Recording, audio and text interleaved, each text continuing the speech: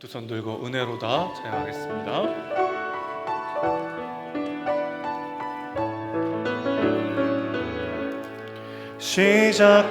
시작됐네 우리 주님의 능력이 나의 삶을 다스리고 새롭게 하네. 자유 안에 죄와 사망으로부터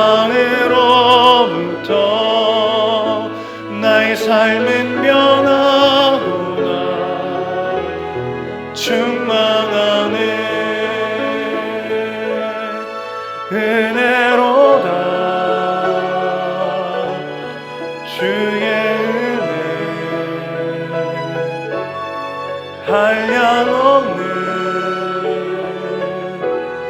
주의 은혜 은혜로다 주의 은혜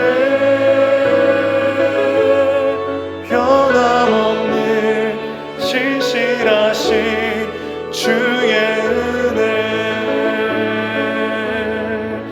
사도신경으로 우리의 신앙을 고백합니다.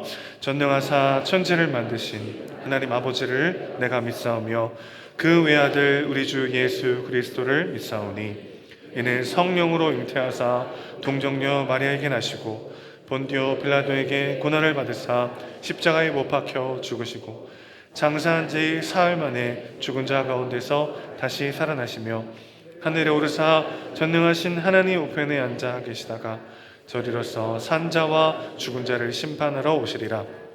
성령을 믿사오며 거룩한 공예와 성도가 서로 교통하는 것과 죄를 사하여 주시는 것과 몸이 다시 사는 것과 영원히 사는 것을 믿사옵나이다.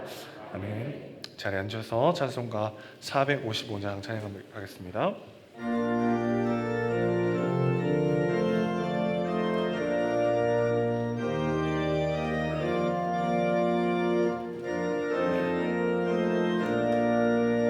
주님의 마음을 본받는 자 그 마음에 평강이 찾아오는 험악한 세상을 이길 힘이 하늘로부터 임함이로다. 주님의 마음 본받아 살면서 그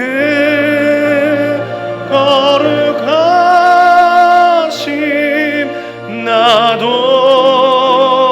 이루리. 주 모습 내 눈에 안 보이며 그 음성 내 귀에 안 들려도 내 영혼 날마다 주를 만나 신령한 말씀 늘 배우도다. 주님의 마음 본받아 살면서 그 거룩하심 나도 이루리. 가는 길 거칠고 험하여도 내 맘에 불평이 없어지는 십자가 고난을 이겨내신 주님의 마음 본받음이라. 주님의 마음 본받아 살면서 그 거룩하심 나도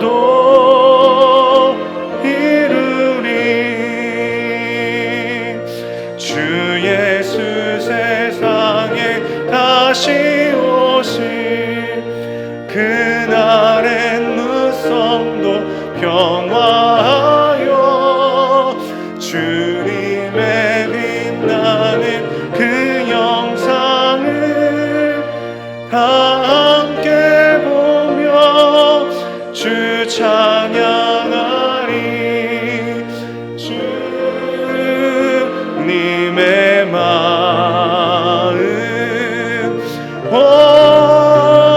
본받아 살면서 그 거룩하심 나도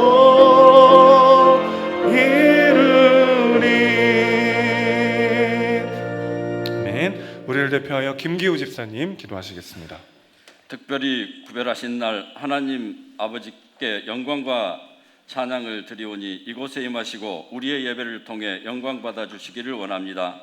거룩하신 하나님 앞에 감히 설 수 없는 죄인이 예수님을 의지하여 나갑니다. 우리를 불쌍히 여기시고 우리의 죄악을 용서하여 주옵소서. 들리는 소문마다 노아 시대와 같고 소돔과 고모르산 같은 때에 주술과 사입 집단의 놀이터가 되어 혼돈의 시대가 되었습니다. 뱀같이 지혜롭고 비둘기같이 순결하라 말씀하셨는데 성경 말씀에 비춰 분별하기를 게을리하고 듣고자 원하는 말을 듣고자 거짓 선지자를 찾아 헤매지 않았나 돌아봅니다. 새벽 5일의 미명에 일어나 나아가 한적한 곳으로 가서 기도하신 예수님의 기도를 본받아 날마다 돌아보고 우리가 있는 곳 어디서나 부활하신 예수 그리스도의 증인으로 살아가게 하옵소서.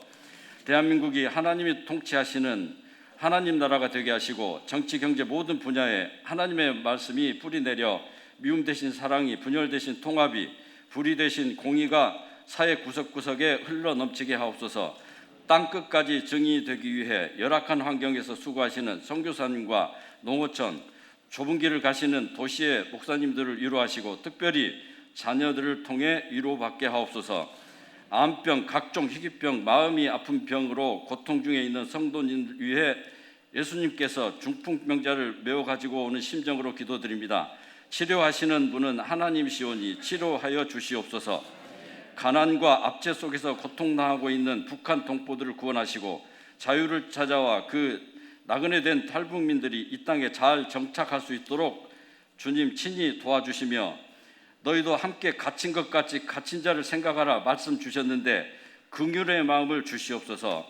풍성한 식탁을 대할 때마다 어려운 이웃을 돌아보게 하시고 은혜 동산교회 이웃 섬김을 본받아 생활 중에 이웃 섬김을 실천하게 하옵시고 이 시간 설교하시는 목사님을 통해 각자 달란트를 받습니다. 땅에 감추어 두지 말게 하시고 지켜 행하게 하옵소서. 예배를 섬기는 찬양, 예배, 주차 봉사팀 모든 봉사자들을 축복하시고 그들의 가정과 일터에 하늘의 기쁨과 평화가 넘치게 하옵소서. 이 모든 말씀을 우리를 사랑하사 십자가에 죽으시고 부활하시어 지금 이곳에 함께 하시는 예수 그리스도 이름으로 기도합니다. 아멘.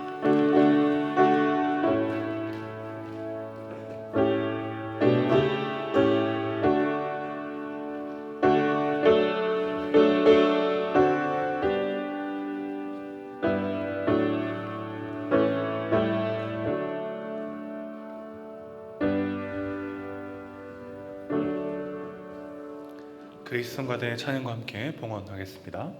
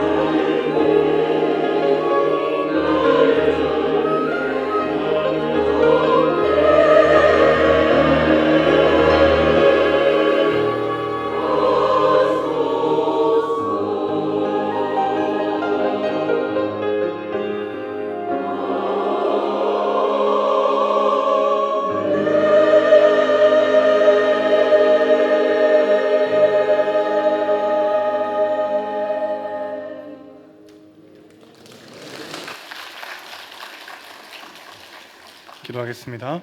하나님 아버지, 그리스도의 보혈의 피로 우리를 구원하시고 우리를 사랑하신 하나님의 사랑과 은혜를 찬양하고 감사하며 주님께 귀한 예배를 드립니다. 드린 손길을 축복하시고 주님의 은혜와 사랑이 우리의 모든 삶의 영역 속에 쏟아 부어지고 있음을 믿음의 눈으로 바라보게 하시고 그 사랑받는 자로서, 은혜를 누리는 자로서 주어진 삶을 넉넉히 살아낼 수 있도록 주님 붙잡아 주시옵소서. 드린 예물을 기뻐 받아주시고 하나님의 나라와 교회를 위하여 귀하게 사용하여 주시옵소서. 예수님의 이름으로 기도합니다.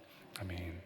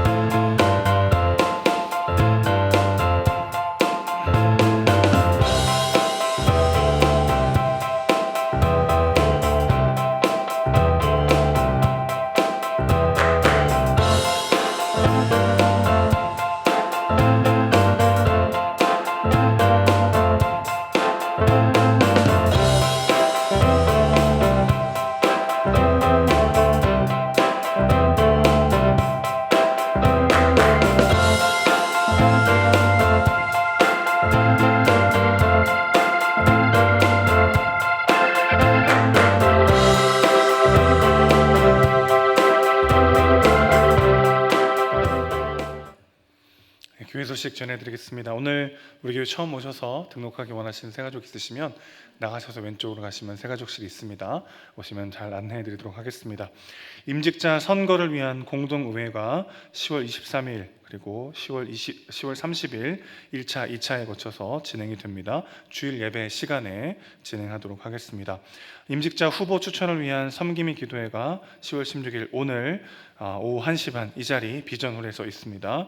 모든 장로님, 권사님, 안수집사님, 지역장님, 선장님, 부순장님, 교사들, 교육자 모든 분들 참여해 주시길 바랍니다. 중보기도 모임이 생수해강 사역으로 인해서 10월 21일은 모이지 않도록 하겠습니다.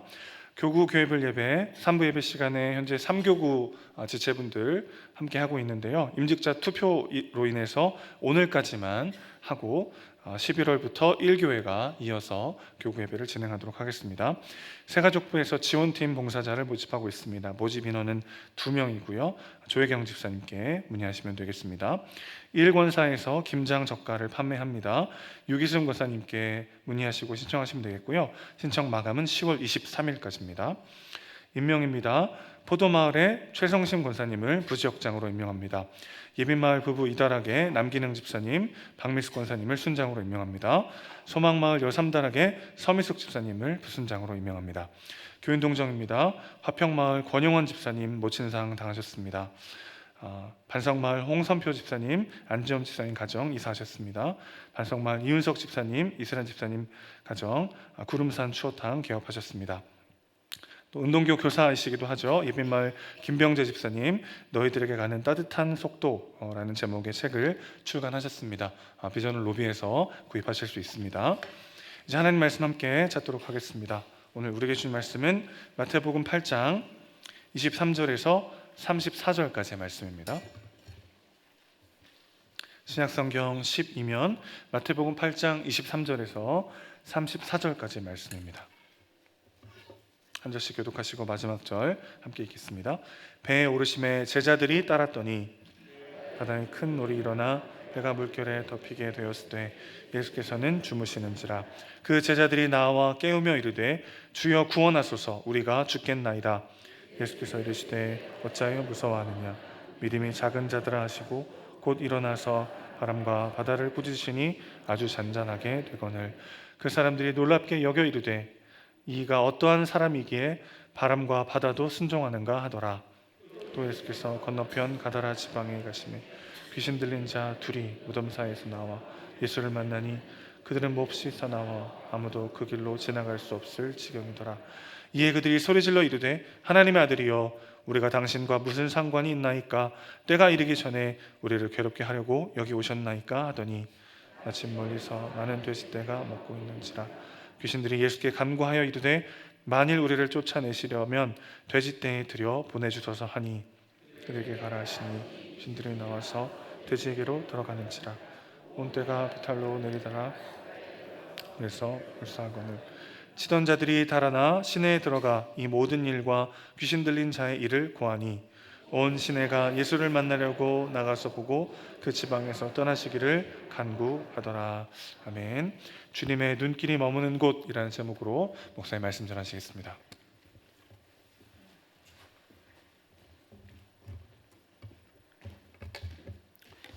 제가 초등학교 때 이럴 때는요, 수업이 끝나면 친구들하고 운동장에 모여가지고 축구를 했습니다.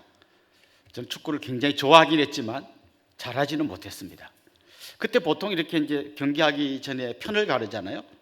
이렇게 합니다. 일단 주장 2명을 세워가지고 주장 2명이 이제 자기 편을 뽑아가는 겁니다. 가위바위보를 해가지고 이기면 먼저 1명을 뽑아갑니다. 제일 잘하는 애 뽑아가면 진 사람이 2번째 애를 뽑아가겠죠. 다시 가위바위보 해가지고 남은 사람 중에 제일 잘하는 사람을 또 이긴 사람이 뽑아가면 진 사람이 이렇게 뽑아가면 나중에 되면 이제 비슷비슷해집니다. 근데 안타깝게도 저는 초반에 뽑혀가지 못했습니다. 그래서 20명이 만약에 경기를 하고 이렇게 편을 나누면 저는 마지막까지 계속 남아 있었습니다. 그도 그럴 것이 제가 그때 굉장히 몸이 키도 조금 안 하고 비리비리 해가지고 축구하다 건들리면 그냥 넘어지고 이렇게 공을 차도 조금밖에 안 나가. 그래서 친구들이 그때 축구할 때 저한테 붙여준 별명이 있는데 차나마나 선수라고 하는 아주 전설적인 그런 별명을 붙여줬습니다. 저도 뭐 눈치가 있는데 좀 약이 오르죠. 이렇게 친구들이 내가 자기 편에 들어가는 걸 별로 기뻐하지 않는 걸 알면서도 그래도 그 축구를 했던 그 씁쓸한 기억이 납니다. 근데 저만 그럴까요? 사실 우리 사회 전체는 수많은 낙오자를 만들어내는 시스템을 갖고 있습니다. 대학에 가기 위해서 아이들이 수능을 보면 1등부터 꼴찌까지가 쫙 나옵니다. 그러면 명문대학에서부터 위에 있는 아이들을 차차차차 뽑아가죠. 저 끝에 있는 아이들은 별로 인기 없는 대학에 가거나 아예 대학에 진학을 하지 못합니다. 졸업하고 취직하려고 해도 또 줄이 쫙 세워집니다. 그래서 정말 제일 잘하는 애들을 대기업에서 뽑아가고 이렇게 점점 밀려나게 되는 거죠. 그러다 보면 결국 어떤 줄이건 간에 줄이 세워지고 나는 제일 앞에 못 서면 항상 뒤로 밀려나고 변방으로 밀려나고 별로 인정받지 못하고 별로 사람들에게 대우받지 못하는 그런 인생을 사는 대부분의 사람들이 우리들 주위에 많이 있습니다. 몇 년 전까지 우리나라 교육부의 공식적인 이름이 교육인적자원부였던 적이 있었습니다. 그때 많이 들었던 말이 뭔가 하면 우리나라는 지하 자원은 없지만 인적 자원이 많다. 저도 아주 뿌듯하게 들었는데 가만 생각해 보십시오. 여러분 어떤 한 사람을 인적 자원이라는 관점에서 한번 본다고 생각해 보십시오. 막 축구하는데 제가 인적 자원으로서 그럼 정말 쓸모없는 자원인 거예요. 진짜 사람을 인적 자원으로 본다면 정말 좀 지능이 떨어지거나 장애가 있거나 뭔가 좀 크게 기여하지 못할 사람을 보는 눈은 당연히 별로 도움이 안 되는 자원이라고 볼 수밖에 없는 너무나 안타깝고 너무나 슬픈 이 이야기가 우리 한국의 현실이라는 거죠. 그러니까 사람들은 계속해서 변방으로 밀려나게 되고 결국 많은 사람들은 어떻게 하면 내가 좀 더 저 중앙으로 좀 더 높은 곳으로 올라갈까 해서 누구 손을 잡아야 될지 누구를 만나야 될지 누구랑 놀아야 될지 이런 생각을 하면서 살게 되는 너무 안타까운 현실이 지금 우리의 모습이라는 거죠. 이건 요즘 우리나라에서 갑자기 생긴 현상이 아닙니다. 전 세계 어디나 역사를 살펴보면 항상 잘나고 똑똑한 사람들이 중심에 서고 거기에 못 드는 사람을 변방으로 밀리는 안타까운 현상은 늘 있었던 거죠. 예수님 당시도 마찬가지였습니다. 지난주에도 말씀드렸던 것처럼 유대인들의 그 감사기도 3가지 감사를 늘 한다 그랬잖아요. 내가 이방인이 아니고 유대인으로 태어나서 감사합니다. 내가 여자가 아니고 남자로 태어나서 감사합니다. 내가 저 종이 아니고 자유인으로 태어나서 감사합니다. 그럼 거꾸로 이야기하면 거기에 뭐 이방인이라든지 여자라든지 종이라든지 늘 변방으로 몰리고 인정받지 못하던 수많은 사람들이 있었다는 거죠. 자, 그런데 예수님은 놀랍게도 사람들이 찾지 않고 관심 갖지 않는 그 변방에 밀려난 사람들에게 관심을 갖고 그들을 찾아가 주시고 그들을 만나 주셨습니다. 사실 예수님께서 놀라운 말씀을 전하시고 병자를 고쳐줄 때 수많은 사람들이 몰려들었잖아요.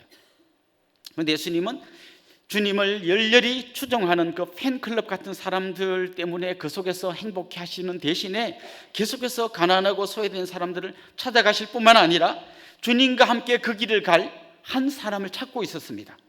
그러니까 주님의 팬클럽 말고 주님의 진정한 제자가 될 사람을 찾고 있었습니다. 여러분 지난주 말씀 기억나시죠?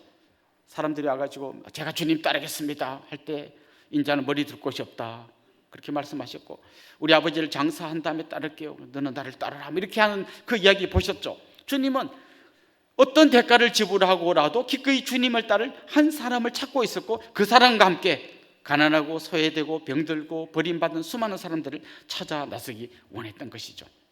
그러니까 지난주 말씀은 주님이 제자를 찾으시는데 그 제자는 기꺼이 대가를 지불할 수 있는 사람이어야 한다는 걸 말씀했다면, 오늘 말씀의 주제를 요약한다면 주님의 제자가 될 사람은 주님의 눈길이 머무는 곳을 같이 바라볼 수 있는 사람이어야 한다.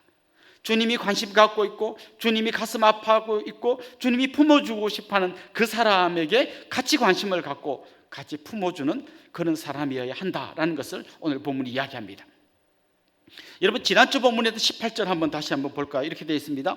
예수께서 무리가 자기를 애워싸는 것을 보시고 건너편으로 가기를 명하시니라. 주님은 지금 자기를 애워싸는 수많은 팬클럽 속에서 막 행복해하는 게 아니라 그 사람들 딱 뒤로 밀쳐두고 호수 건너편으로 가려고 하셨습니다. 그런데 그때 두 사람이 와가지고 제가 주님을 따르겠습니다 이러느라고 잠깐 지체했잖아요. 그런데 결국 그들은 주님을 따르지 않았고 주님은 원래 계획대로 호수 건너편으로 이제 가시는 이야기가 오늘 본문에 나옵니다. 주님께서 이 호수 건너편으로 가시는 거기가 어디였나 하면 오늘 본문에 보면 가다라라고 하는 곳인데요, 이 가다라가 어떤 곳인지 오늘 본문에서 어떤 힌트가 나오는데, 그 동네에서 돼지를 키우는 사람이 많이 있었던 것 같습니다. 그렇다면 여러분 잘 생각해 보십시오. 유대인들은 돼지고기를 먹지 않습니다. 돼지라는 동물을 굉장히 혐오합니다. 그런데 돼지를 키우는 사람이 많이 있었다는 말은 무슨 얘기인가 하면 그 동네에 많은 이방인들이 있었다는 거예요. 전체가 다 이방인은 아니지만 이방인이 많이 있었고 거기 아마 또 유대인들이 섞여 있었겠죠. 그럼 거기에 섞여 있는 유대인들은 어떤 사람들일까요? 자기들이 그렇게도 싫어하는 돼지, 그 돼지를 키우는 이방인들, 자기들이 정말 돼지하고 비슷한 수준으로 보고 너무 싫어하는 이방인들 속에 섞여 사는 유대인들은 어떤 사람이었을까요? 자기 유대인 공동체에 속하기 어려운, 정말 거기서 밀려난 사람들이 어쩔 수 없이 사는 동네가 바로 이 가다라 지방이었을 겁니다. 그런데 주님은 그렇게 주님을 추종하는 사람들을 뒤로 밀쳐두고 호수를 건너서 이 가다라 지방, 사람들이 인정해 주지 않고 밀어낸 그 사람들이 모여 사는 그 동네로 찾아가신 거예요. 그런데 그 중에서도 오늘 본문에 보면 귀신 들린 사람 두 사람을 주님이 만나 주신 이야기가 오늘 본문에 나옵니다. 사실 인간이 타락한 이후 모든 인간은 마귀의 통치하에 살고 있었기 때문에 굉장히 고통스러운 삶을 이어가게 되어 있었어요. 그런데 그 중에서 귀신 들린 사람은 그냥 마귀의 통치 아래 살면서 힘들어하는 사람 정도가 아니라 아예 전쟁이 났는데 포로로 잡혀가가지고 막 매달려서 고문당하는 것처럼 아주 그 귀신들에게 포로로 잡혀가지고 엄청난 고통을 당하는 사람들이었습니다. 오늘 본문과 똑같은 내용이 마가복음에도 나오는데요, 거기에 보면 이 귀신들의 정체가 드러나는데 군대 귀신이에요. 왜냐하면 숫자가 많았기 때문에. 그러니까 이 두 사람 안에 두 명의 귀신만 들어가 있는 게 아니라 많은 귀신들이 이 사람들 안에 들어가 있었고, 그리고 보통 사람은 상상하지도 못할 엄청난 괴력을 갖고 있었죠. 쇠사슬을 묶고 놓으면 그걸 다 끊어버릴 만큼 엄청난 괴력을 갖고 있는 데다가 귀신이 들렸으니까 얼마나 사람들이 볼 때 불편한 사람들이었고 가까이 하고 싶지 않은 사람들이었겠어요. 그러다 보니까 결국 이들이 사는 데가 어딘가 하면 무덤가에 살고 있는 거죠. 이거 그야말로 우리 드라마에 자주 나오는 귀신 영화 같은 겁니다. 그 무덤가에 살면서 막 엄청난 괴력을 갖고 있는데 하는 행동은 정말 귀신 같은 행동만 하는 그런 사람들. 사람들이 가장 싫어하고 기피하는 그 동네에서도 또 기피하고 밀어낸 사람이 무덤가에 살고 있었던 거죠. 물론 가장 힘든 사람은 귀신 들린 그 본인들이겠죠. 사람들에게 배척받고 밀려나고, 그래서 그냥 이 무덤에 사는 이 비참한 인생 사는 사람들. 그런데 놀랍게도 주님은 그들을 찾아와 주셨다는 거예요. 여러분, 요즘 우리 사회를 한번 돌아보십시오. 사람들은 자기보다 나은 사람하고 교제하기를 원해요. 요즘 뉴스에 자주 나오는 뉴스 이런 거잖아요. 어떻게 보통 우리나라가 신도시를 만들면 거기에 뭐 아파트들이 많이 들어서는데 반드시 거기에 서민 아파트가 법적으로 들어가게 되어 있습니다. 그리고 중간에 학교를 만드니까 한쪽에는 굉장히 귀족들이 다니는 귀족 같은 아이들이 이 학교에 다니고, 한쪽에서는 서민 아파트의 아이들이 이 학교에 다니는데, 이 잘 사는 동네 아파트 주민들이 막 데모합니다. 우리 저 서민 아파트 애들하고 같은 학교에 넣지 마라. 왜 저런 애들하고 우리 애를 같이 넣느냐, 막 데모합니다. 여러분, 놀랍지 않습니까? 같은 사람들끼리 나는 저 사람들 가난하고 저런 사람들 싫다고 밀쳐내는 게 오늘 이 시대의 우리들의 정서입니다. 어떤 동네에 무슨 장애인 학교가 선다고 하면 온 동네 사람들이 다 나서 데모합니다.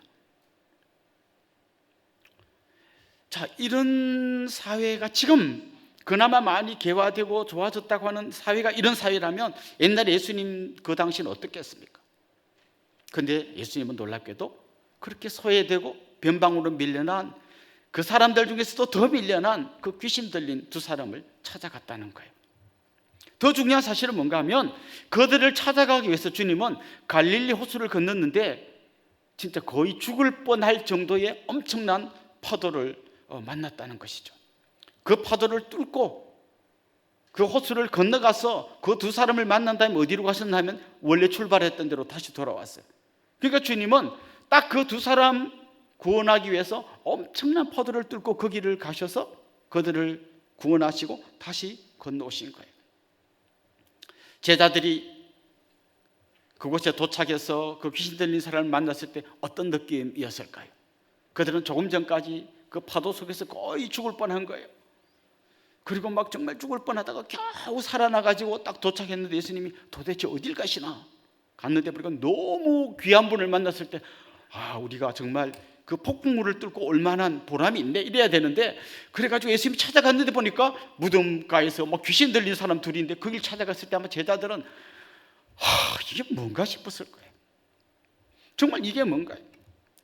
아마 속으로 막 이랬을 거예요. 좀 미친 놈들 때문에 우리 다 죽을 뻔했는데 뭐야 이랬을 거예요. 그런데 주님이 기꺼이 그들을 찾아가신 거예요. 혼자 가시지 않고 제자들을 데리고 가셨습니다. 주님은 그 제자들에게 아주 강력하게 뭔가를 말씀해 주신 것입니다. 앞으로 너희들이 나의 제자가 되어서 내 뒤를 따라오려면 너희들의 눈이 머물러 있어야 할 곳이 어딘가 하면 바로 이런 곳이라는 거예요. 저 예루살렘에 번쩍이고 사람들에게 박수받고 그냥 예수님이 왕이 되면 거기서 한 자리 해먹는 그런 곳을 바라보면 안 되고, 너희들이 바라봐야 할 곳은 바로 여기다는 거예요. 사람들에게 배척받고 사람들에게 손가락질 받고 인정받지 못하고 밀려나서 그냥 자기도 어찌할 바 방법을 모르고 살아가는 이 안타까운 이 사람들에게 나의 눈이 머물고 있으니까 너희들의 눈도 나와 같이 여기에 머물러야 한다는 것을 이야기하고 있는 것입니다. 지금 이 성공의 사다리를 찾아서 헤매는 지금 오늘 이 시대에 우리에게 또 주님은 똑같은 말씀을 하고 계십니다. 너희들이 진짜 내 제자가 되길 원하느냐? 그렇다면 너희들의 눈이 바로 여기에 머물러 있어야 한다. 가난하고 병들고 소외되고 버림받고 인정받지 못하는 이들에게 너희들의 눈이 맞춰져 있어야 한다. 이걸 이야기하고 있는 것입니다. 이제 우리 다음 주, 그 다음 주에 임직자 선거를 할 겁니다. 여러분, 우리 교회 장로님이 되고 안수 집사님, 권사님이 된다는 건 뭔가 하면요, 그래도 교회 와서 내가 좀 힘 좀 쓰는 사람들에게 아이고 장로님 모셨습니까? 존경받는 그런 자리에 내가 들어간다는 걸 의미하는 게 아니에요. 오늘 주님은 우리에게 똑같은 말씀을 합니다. 너희들이 임직자가 되려고 하느냐? 그렇다면 너희들의 눈은 내가 바라보고 있는 그곳에 맞춰져 있어야 한다. 내가 어디 가야 내 얼굴이 빛나고 어디 가야 박수를 받고 어디 가야 인정을 받느냐, 거기에 너희들이 관심이 있으면 안 되고 정말 주님이 찾는 한 사람, 주님이 안타까워하는 그 사람, 호대도 멀쩡하고 돈도 좀 있는 것 같은데 정말 그 마음이 깊은 상처가 있는 그 사람, 코로나가 거의 종식되어 가는데도 불구하고 이 자리에 나오지 못하는 그 어딘가에 있는 그 잃어버린 한 영혼, 거기에 너희들의 눈이 맞춰져 있어야 한다는 거예요. 혹시 여러분 안에 선한 직분을 사모하는 그런 마음이 있다면 이런 제목으로 기도해야 됩니다. 하나님, 내가 그 임직자가 되건 안 되건 내 눈이 그 자리에 거기에 맞춰져 있게 해주십시오. 제가 또 임직자 이야기하니까 나는 임직자 아니니까 상관없다 이러고 있으면 안 됩니다. 주님의 제자가 되고자 하는 우리 모두에게 주님이 이 말씀을 하시는 거예요. 주님이 어디를 보고 계시는 거예요? 주님이 만약에 오늘 이 시대에 이 남양 땅에 오신다면 주님 어디를 바라보고 누구를 만날 건가에 우리의 관심이 가 있어야 하는 것입니다. 혹시 여기 기타 칠 줄 아시는 분은 그거 알 거예요. 기타 줄을 맞출 때 있죠. 첫 번째 줄하고 두 번째 줄이 같은 음이 되게 이제 맞춥니다. 그럼 띵띵 똑같은 소리가 나면 맞은 거예요. 근데 띵 한 다음에 그 다음 줄을 안 튕겨봐도 줄이 맞으면 있잖아요. 옆에 줄이 딱 튕길 때 그 옆에 줄이 맞으면 가만히 있어도 샥 울립니다. 싹 울려요. 이걸 공명이라고 그러지. 공명. 주님과 우리 사이에 공명이 일어나야 되는 거예요. 주님이 아파할 때 우리도 같이 아파해야 되는 거예요. 주님이 슬퍼하는 곳에서 우리도 슬퍼해야 되는 거예요. 주님이 무관심한 일에 대해서 우리도 무관심할 줄 알아야 되는 거예요. 주님이 정말 자기 생명을 던지는 그곳에 우리도 생명을 던질 수 있어야 하는 거예요. 그게 바로 진정한 제자의 삶이라는 것이죠. 오늘 본문에 보면 이제 주님이 그 귀신 들린 사람들을 만났을 때 그들 안에 들어가 있던 귀신들이 예수님을 알아봅니다. 하나님의 아들, 하나님의 아들이시여 왜 벌써 오셨습니까? 뭐 이렇게 이야기합니다. 그러다가 이제 결국 어떻게 됩니까? 저 돼지떼에게 가게 해주십시오. 가라 했더니 그들이 돼지떼로 들어가 가지고 그냥 저 바다로 뛰어들어서 몰사하는 그런 이야기가 나옵니다. 그런데 여러분 어떤 일이 일어난지 아시죠? 자, 몰사했어요. 그리고 이 귀신 들린 사람은 완전히 이제 나은 거예요. 어마어마한 일이 일어났죠. 근데 그 마을에서 어떤 일이 일어났습니까? 우리 33절 34절 같이 한번 읽어봅시다. 같이 읽읍시다. 치던 자들이 달아나 시내에 들어가 이 모든 일과 귀신 들린 자의 일을 구하니 온 시내가 예수를 만나려고 나가서 보고 그 지방에서 떠나시기를 간구하더라. 자, 이야기를 들었어요. 귀신 들린 사람이 나은 이야기를 들었어요. 그리고 돼지떼가 몰사한 얘기를 들었어요. 그런데 그 동네 사람들이 그 귀신 들렸다가 나은 사람을 보고 얼싸안고 눈물 흘린 이야기는 없어요. 대신 예수님을 찾아오는 거예요. 그리고 부탁합니다. 뭐라고 부탁합니까? 우리 동네에서 좀 떠나주세요. 쫓아냅니다. 왜 그랬을까요? 이들은 치유받은 그 귀신 들린 사람들이 바라보여지는 게 아니라 돈이 보이는 거예요. 돼지가 저만큼 죽었으면 돈으로 얼마인가. 어떤 분이 요즘 시세에 맞춰서 뭐 계산해 놓은 게 있더라고요. 뭐 정확하진 않겠지만 최소한 한 6억 정도 손해봤을 거다. 그게 아까운 거죠. 돈이 아까운 거죠. 그 사람이 낳은 거는 보이지 않는 거죠. 그 주님이 물어보시는 거예요. 그 손해본 그 돈이 중요하냐? 아니면 낳은 이 사람이 중요하냐? 그걸 제자들에게 보여주시는 거예요. 지금 이 사람들이 돈에 눈이 가 있는 그것과 주님이 눈이 가 있는 그게 얼마나 다른 곳인지를 선명하게 보여주면서 제자들에게 물어보는 거예요. 너희들이 눈이 머물러야 할 곳이 어디냐? 이렇게 물어보는 거죠. 사실 경제 논리에서 본다면 이건 바보 같은 선택이에요. 그만큼 많은 돼지를 희생시키면서 이 사람 둘 고치는 게 의미가 있을까? 좀 바보 같은 선택이에요. 아니 그 전에 이런 두 사람 때문에 제자들이 죽을 고생하면서 이 호수를 건너올 필요가 있을까? 뭔가 경제 논리로 보면 좀 안 맞는 것 같아요. 과도한 예산 낭비인 것 같고요. 그 조그만 것 때문에 너무 많은 힘을 뺀 것처럼 보여요. 그러나 여러분, 교회는 기업체가 아닙니다. 기업은 최소한의 투자로 최대한의 이익을 내야 되는 게 기업이에요. 교회는 기업이 아닙니다. 때로는 교회는 약간 오직스러울 만큼 예산을 낭비할 수도 있어야 합니다. 그렇다고 일부러 예산 낭비하는 얘기는 아니죠. 아껴 써야 하지만 정말 한 사람을 구원하는 일에 좀 어떨 때는 더 많은 예산을 쓸 수도 있어야 하는 거죠. 탕자가 돌아왔을 때 아버지가 어떻게 했습니까? 그 탕자를 위해서 잔치를 벌였습니다. 살진 송아지를 잡았습니다. 아주 제일 좋은 옷을 입혀줬습니다. 손에 가락지를 끼워줬습니다. 그때 분노한 형의 이야기가 뭡니까? 저런 쓰잘데기 없는 놈을 위해서 왜 이렇게 아버지가 돈을 쓰는지 그는 이해할 수 없었습니다. 아버지의 재산을 다 탕진하고 돌아온 저 탕자 저놈도 문제지만 저런 놈을 위해서 돈을 쓰는 탕부 아버지도 문제다. 그래서 그 팀 켈러가 쓴 책 중에 탕부 하나님의 책이 있습니다. 왜 이렇게 낭비하냐 이거예요. 근데 이건 낭비가 아닌 거죠. 정말 저 한 영혼에게 우리 눈이 가 있으면, 그게 초점이 맞춰져 있으면 너무나 소중한 일이 일어나고 있는 거죠. 이제 우리는 이런 질문을 자기 자신에게 던져봐야 합니다. 지금 내 눈이 맞춰져 있는 곳, 항상 내 눈이 머무는 곳이 어디인가? 이게 정말 주님의 눈이 머무는 거하고 잘 맞나? 아니면 너무나 많은 간격을 갖고 있진 않나? 이렇게 한번 질문을 던져봐야 합니다. 결국 오늘 보면 우리에게 그것을 이야기합니다. 주님의 눈길이 머무는 곳에 여러분의 눈길도 머물게 하십시오. 이렇게 이야기합니다. 여러분 참 멋진 말 아닙니까? 그런데요, 말은 멋진데 실제로 이걸 하려면 그게 엄청난 대가가 따릅니다. 좀 전에 말씀드렸던 것처럼 어떤 일이 일어났습니까? 풍랑이 있는 바다를 건너가야 했습니다.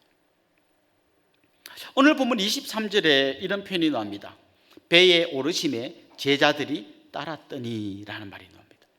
배에 오르심에 제자들이 따랐더니. 자, 잘 보십시오. 배에 오르심에 제자들도 올랐더니라고 하지 않고 제자들이 따랐더니라고 이야기합니다.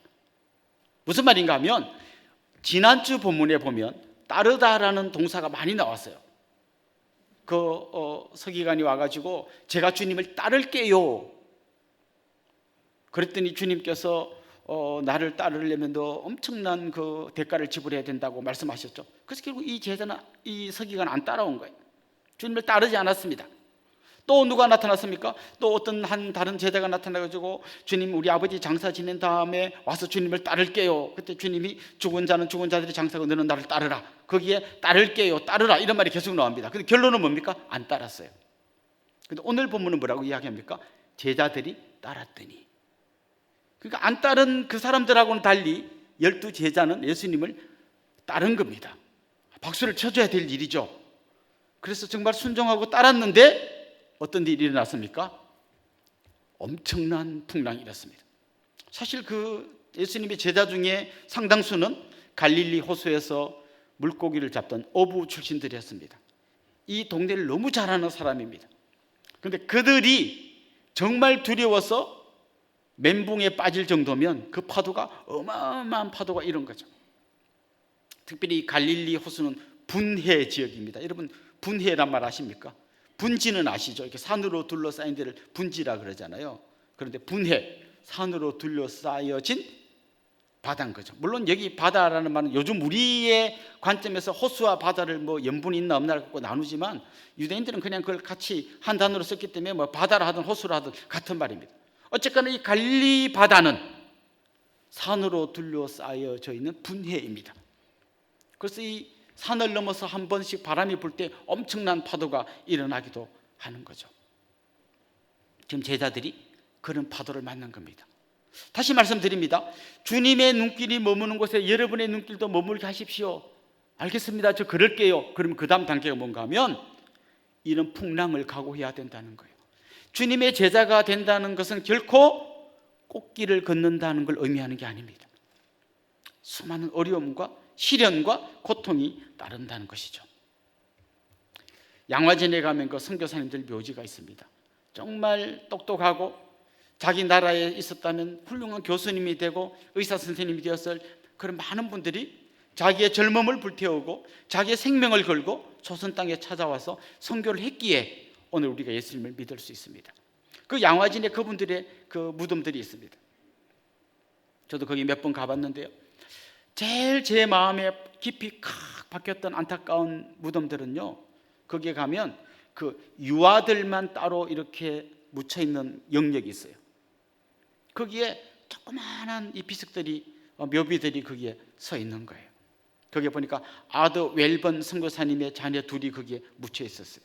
태어난 지 10일 만에 장자가 죽어서 거기에 묻혀 있습니다. 그 선교사님의 막내딸이 태어난 지 3년 만에 죽어서 거기에 묻혀 있습니다. 대부분이 풍토병으로 많이 죽었어요. 여러분, 풍토병이 뭔가 이런 거죠. 우리나라 사람들은 어릴 때부터 여기서 살아왔기 때문에 여러 가지 이 동네에 있는 여러 가지 병균에 막 노출돼 가지고 이미 다 면역력이 생겨 있는 상태인데, 다른 나라에 살던 사람은 전혀 그런 면역력이 없는 상태에서 우리나라에 오니까 풍토병이 많이 걸리는 거예요. 특별히 그 아이들이 그렇게 죽은 거죠. 자기의 그 어린 태어난 지 10일밖에 안 된 아이를 묻으면서, 태어난 지 3년밖에 안 된 아이를 묻으면서 복음을 전하는 그 선교사님은 도대체 어떤 마음으로 전했을까? 어떻게 해서 죽은지 제가 자세한 내막은 알지 못하지만 그 아이들의 묘비만으로도 너무 가슴이 먹먹해지는 경험을 했습니다. 그렇습니다. 지금도 우리 예수님 믿는다는 건 그 쉬운 일이 아닙니다. 때로는 여러분 가정에서 엄청난 핍박을 받으면서 이렇게 신앙생활을 하시는 분도 있을 거예요. 안 믿는 또 주변에 좀 먼 친척들로부터 미움을 받고 미움털이 박힌 그런 우리 성도님들도 있을 겁니다. 회사 같은 데 가도요, 눈총 많이 받습니다. 특별히 내가 뭘 잘못해서가 아니라 이런 거죠. 예를 들면 우리 회식까지 해서 막 술 다 마시는데 혼자 안 마시고 있으면 그냥 안 마시는 그 자체만으로 마시는 사람이 굉장히 불편해요. 그리고 2차로 가가지고 막 어디서 막 아시들 끼고 막 이상한 좀 방탕한 그런 데 가자 하는데 그런데 저는 안 갑니다 할 때 그 사람이 안 간다는 말 하는 순간 가는 사람들이 너희들 나쁜 놈이야 라고 말하는 것처럼 들리는 거예요. 그래서 예수 믿는 사람은 그냥 가만히 있기만 해도 상당히 불편한 존재들이에요. 특별히 그 뉴스 같은데 교회 다니는 어떤 목사가 어떤 장로가 돈 떼먹고 도망가고 이상한 짓 했다 그러면 어디서 찾았는지 신문 들고 이것 좀 보라고 하는 분들이 아마 여러분 주위에도 아마 어쩌면 있을걸요. 우리가 걸어가야 하는 길은 그냥 항상 좋은 일 그냥 오병이의 기적이 일어나고 그냥 생각지도 않은 떡을 먹게 되고 너무 기쁘고 이런 일만 있는 게 아니에요. 제자가 되는 길은 바로 이런 풍랑이 있는 바다를 건너가는 길이 될 때가 많이 있다는 거예요. 저는 기꺼이 그걸 감당하고 주님을 따르겠습니다. 그 사람이 진짜 제자인 거예요. 자, 여기까지 말씀 들으면서 지금 이런 생각하는 분들이 혹시 있을지 모르겠습니다. 저는 제자는 안 할래요. 교회는 다닐 건데요, 그게 제자까지는 안 되고 싶어요. 아마 여러분 남편도 여러분이 교회 간다 할 때 그런 주의사항을 줬을 거예요. 가는 것까지는 내가 괜찮은데 미치면 안 된다. 그분이 말한 그 미치면이 사실 알고 보면 제자의 길일 수 있습니다. 그럼 제자가 안 되고 주님을 따르는 건 뭘까요? 그런 사람도 많이 있었거든요. 예수님이 병 고치고 할 때 몰려들었던 그 군중들, 무리들, 지난주에 말씀드렸던 그 팬클럽 회원들, 그 사람들이 제자가 아니면서 주님 따랐던 사람들이에요. 그런데 그들은 진정한 성도도 아니었어요. 그들은 떡 줄 때는 따라갔지만 떡 안 줄 때는 떠나갔습니다. 그들은 자기들이 좋을 때는 따라갔지만 예수님이 수세에 몰려 십자가에 몰릴 때는 그걸 막아서면서 예수님을 구하려고 한 게 아니라 십자가에 못 박아서서 같이 소리를 질렀던 사람들입니다. 만약 우리가 제자 되기를 거부한다면 우리는 결국 그런 사람이 될 수밖에 없는 거고, 그런 사람은 정확하게 말해서 성도가 아닌 것입니다. 마지막 심판은 교회 안에서부터 시작될 겁니다. 주님은 이곳에서 진정한 제자를 지금도 찾고 계십니다. 제자가 안 될라 했더니 또 너무 겁을 주시네. 그럼 제자가 되긴 돼야 되는데 저 너무 자신이 없습니다. 오늘 26절 27절 말씀 우리가 한번 주목하면 좋겠습니다. 같이 한번 읽어보겠습니다. 예수께서 이르시되 어찌하여 무서워하느냐, 믿음이 작은 자들아 하시고 곧 일어나사 바람과 바다를 꾸짖으시니 아주 잔잔하게 되거늘 그 사람들이 놀랍게 여겨 이르되 이가 어떠한 사람이기에 바람과 바다도 순종하는가 하더라. 자, 주님은 그 풍랑 때문에 두려워하면서 주님 우리가 죽게 됐는데 왜 주무시고 계십니까? 막 하면서 두려워하던 그 사람들에게 이렇게 말했습니다. 어찌하여 두려워하느냐. 무슨 말이에요? 두려워할 필요가 없다는 거예요. 그리고 그 다음 하신 말씀이 뭡니까? 믿음이 작은 자들아. 주님은 그들이 왜 두려워하는지 정확하게 말씀해 주셨어요. 왜 두려워합니까? 믿음이 작기 때문이에요. 그럼 어떻게 하면 우리가 제자가 되는데 두려워하지 않고 그 길을 갈 수 있습니까? 믿음이 필요합니다. 주님은 지금 아무것도 안 하시고 주무시는 것 같지만 주님은 이 풍랑을 잔잔케 하실 수 있는 분이십니다. 주님은 그 버려지고 소외된 한 영혼을 향한 말할 수 없는 긍휼을 갖고 계시는 것과 동시에 이 엄청난 파도를 잠잠케 하실 능력을 갖고 계시는 분이십니다. 사실 지금 이 바다라고 하는 거는요, 우리가 생각할 때 풍랑이 있는 바다, 무섭죠. 잘못하면 다 죽잖아요. 무섭죠. 근데 유대인들이 생각하는 바다는 우리가 생각하는 것보다 훨씬 더 무서운 곳입니다. 유대인들이 생각할 때 그 바다는 악한 세력들이 장악하고 있는 곳입니다. 그곳에는 리워야단이라고 하는, 아니면 라합이라고 하는 괴물들이 살고 있는 곳입니다. 근데 그 바다가 잔잔해졌어요. 그건 엄청난 풍랑이 잔잔해진 이야기일 뿐만 아니라 모든 악의 세력들이 우리 예수님 앞에 꼼짝도 못하는구나를 그들이 두 눈으로 똑똑히 본 거예요. 예수님은 단지 능력 많은 어떤 선지자가 아니었어요. 풍랑을 잠잠케 할 수 있는 분은, 그 악의 세력들을 완전히 잠재울 수 있는 분은 하나님밖에 없는 거예요. 이분은 그냥 대단한 사람이 아니라 하나님이구나. 그래서 그들이 놀라서 말합니다. 이가 어떤 분이길래 풍랑과 바다도 바람도 잔잔케 되는가? 그들이 놀란 이유가 바로 그겁니다. 이분은 능력의 하나님이구나. 그걸 본 거예요. 저는 이 초대교회 독자들이 마태복음을 처음 읽었을 때 엄청난 감격을 경험했을 거라고 생각해요. 그들 앞에 엄청난 풍랑이 닥치고 있었잖아요. 그 로마의 황제가 예수 믿는 사람들을 막 죽이고 가두고 잡아가고 막 그런 상황에서 다 이 마태복음 읽는 거예요. 근데 주님이 그들에게 이렇게 말씀하시는 거죠. 왜 두려워하느냐? 믿음이 작은 자들아. 그렇구나. 내 믿음이 작았구나. 우리 주님은 이 풍랑을 잔잔케 할 수 있는 분이구나. 주님, 저에게 믿음을 더해 주십시오. 그러면서 아마 감격하며 이 본문을 읽었을 거예요. 우리도 마찬가지입니다. 우리가 정말 주님께서 기뻐하시는 일을 하는 건요, 밖에 사람들한테 이야기하면 와, 목사님 진짜 귀한 일 많이 하시네요. 진짜 귀한 일 많이 하시는 그 일 뚜껑을 열어보면요, 밖에서는 폼 나는데 안에서는 엄청 힘들어요. 좀 전에도 우리 그리스 가든 소개했습니다만, 그 가난하고 소외된 이웃들에게 도시락을 배달하고 탈북자를 돕고 또 뭐 여러 가지 한글 학교를 하고, 여러분 그 중에 쉬운 일 한 가지도 없습니다. 거기에 막 재정이 많이 필요합니다. 토요일 날 좀 쉬고 싶은데 누군가는 나와서 도시락을 싸야 되고 배달을 해야 됩니다. 그리고 말도 안 타는 사람들을 붙들고 그냥 막 가르치는, 그런다고 누가 알아주는 사람도 없어요. 분명히 사람들이 좋은 일입니다라고는 하지만 힘든 일입니다. 이거 우리 예산이 돌아가겠나? 사람이 없는데 이 일을 할 수 있겠나? 그때마다 우리가 이 말씀 앞에 서야 되는 거죠. 믿음이 작은 자들아, 왜 두려워하느냐? 그때마다 우리가 하나님 기도해야 되는 거죠. 주님, 저의 믿음을 더하여 주십시오. 능력이 주님이 함께해 주셔야 이 일을 할 수 있습니다.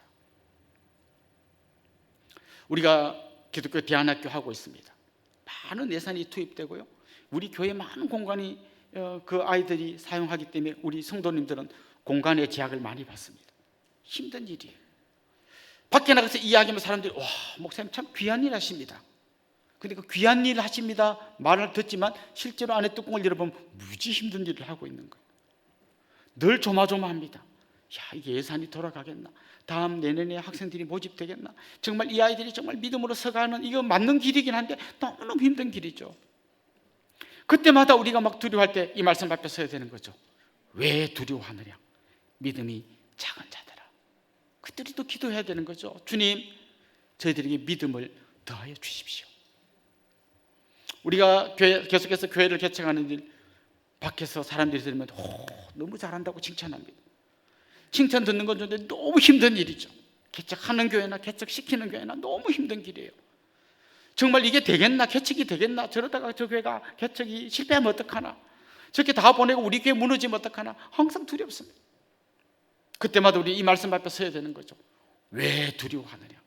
믿음이 작은 자들아. 오늘 본문은 결국 우리에게 이걸 이야기하고 있습니다. 우리는 사람들에게 박수받고 인정받고 그런 길이 아니라 정말 주님이 기뻐하는 길이 무엇인지, 주님의 눈길이 어디에 머무는지 거기에 집중하며 그 길로 달려가야 합니다. 그런데 그 길은 꽃길이 아니라 풍랑이는 파도를 헤치고 가야 하는 길입니다. 그러나 그것 때문에 두려워하거나 절망하지는 마십시오. 능력의 주님이 우리와 함께 하실 것이고 그 주님과 함께 할 때 우리는 마침내 이 일을 잘 감당하게 될 것입니다. 사랑하는 성도 여러분, 적당히 무리로 살다가 내 이익이 사라지는 순간 배신하고 떠나는 그런 분이 되시겠습니까? 아니면 진짜 진정한 제자가 되어서 능력의 주님 손을 잡고 이 승리의 길을 함께 가시겠습니까? 저는 여러분이 기꺼이 주님, 제가 주님 손잡고 함께 하겠습니다 고백하는 제자들이 될 수 있기를 주님의 이름으로 축원합니다. 우리 같이 한번 찬양하고 기도하면 좋겠습니다. 아버지, 당신의 마음이 있는 곳에 이 찬양 같이 하겠습니다.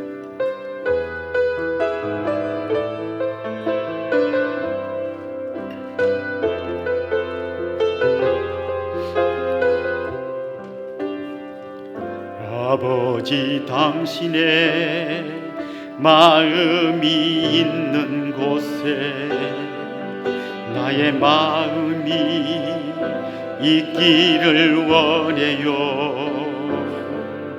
아버지, 당신의 눈물이 고인 곳에 나의 눈물이 고이길 원해요. 아버지, 당신이 바라보는 영혼에게 나의 두 눈이 향하길 원해요. 아버지, 당신이 울고 있는 어두운 땅에 나의 두 발이 향하길 원해요. 나의 마음이 아버지의 마음 알아. 내 모든 뜻 아버지의 뜻이 될 수 있기를 나의 온 몸이 아버지의 마음 알아. 내 모든 삶 당신의 삶 되기를 나의 마음이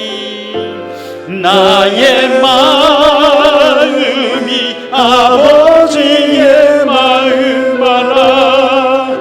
내 모든 뜻 아버지의 뜻이 될 수 있기를 나의 온 몸이 아버지의 마음 알아. 내 모든 삶 당신의 삶 되기를.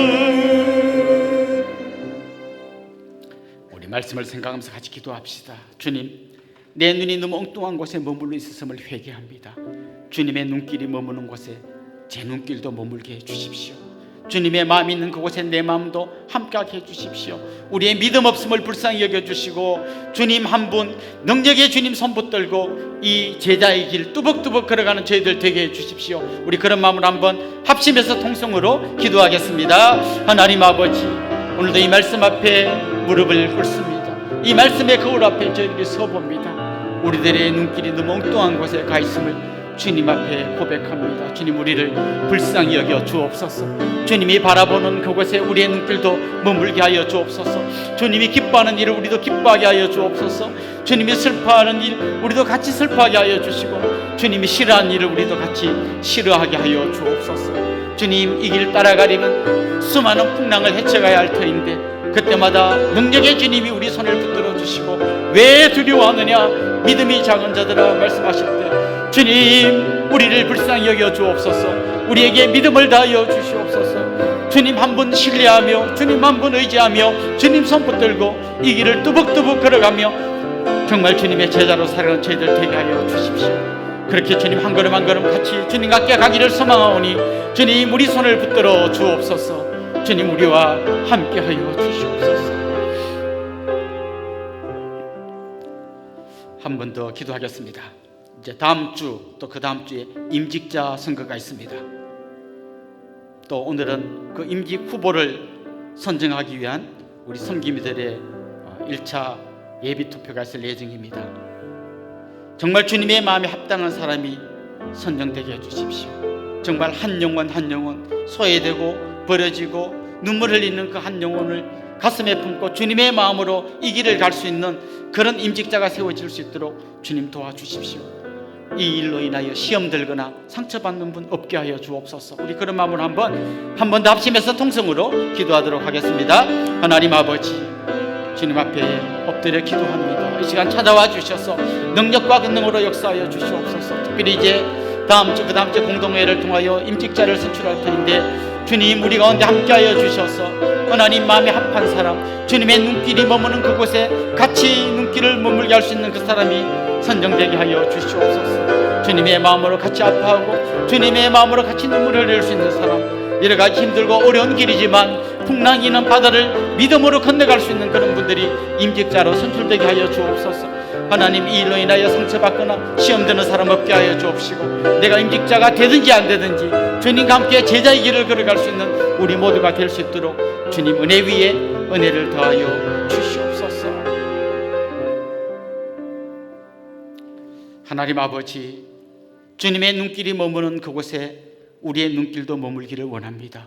주님이 기뻐하는 길을 우리도 같이 기뻐하고, 주님이 싫어하는 걸 우리도 같이 싫어하고, 주님이 멈추는 곳에서 우리도 멈추고, 주님께서 생명을 던진 그곳에 우리도 같이 동참하게 하여 주옵소서. 주님, 두렵고 떨릴 때마다 믿음이 작은 자들아 왜 두려워하느냐 말씀하신 주님 말씀을 기억합니다. 주님, 우리에게 믿음을 더하여 주시옵소서. 주님, 손 붙들고 두려움 없이 담대히 나아가는 진정한 제자들이 되게 하여 주옵소서.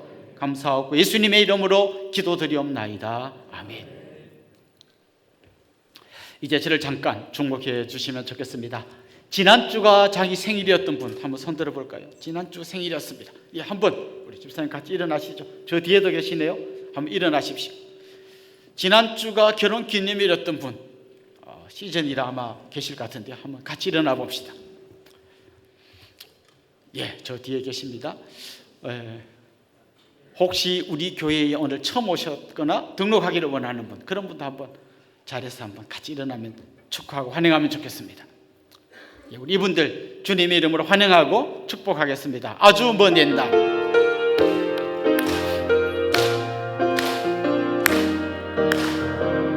아주 먼 옛날 하늘에서 당신을 향한 계획이 있었죠. 하나님께서 바라보시고 좋았더라고 말씀하셨네. 이 세상 그 무엇보다 귀하게 나의 손으로 창조하였노라.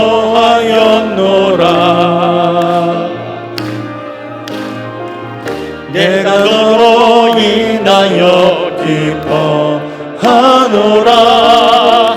내가 너를 사랑하노라. 사랑합니다. 축복합니다. 사랑해요.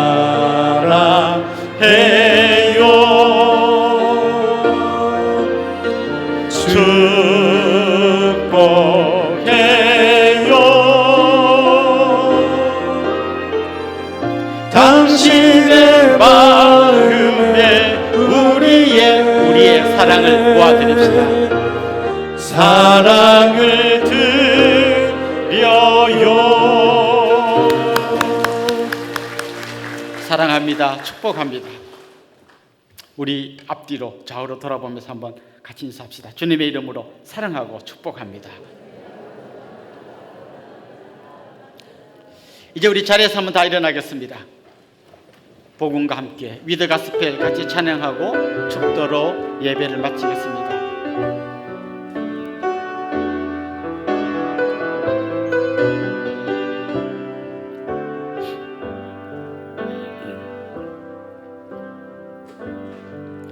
주를 바라봅니다.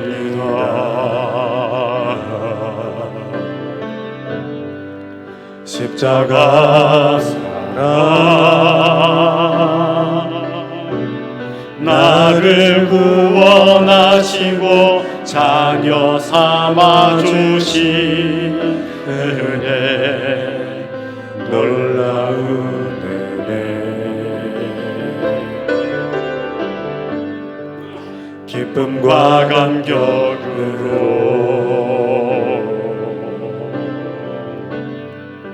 주께 가오니 완전한 순종으로 이루신 사랑 그 은혜로 덮으소서. 십자가 사랑 가운데 뿌리 내리고 충만하신 사랑에 늘 거하며 서로 보듬고 돌아보며 복음으로 살아가리. 그 복음을 살아내니 그 복음을 살아내니.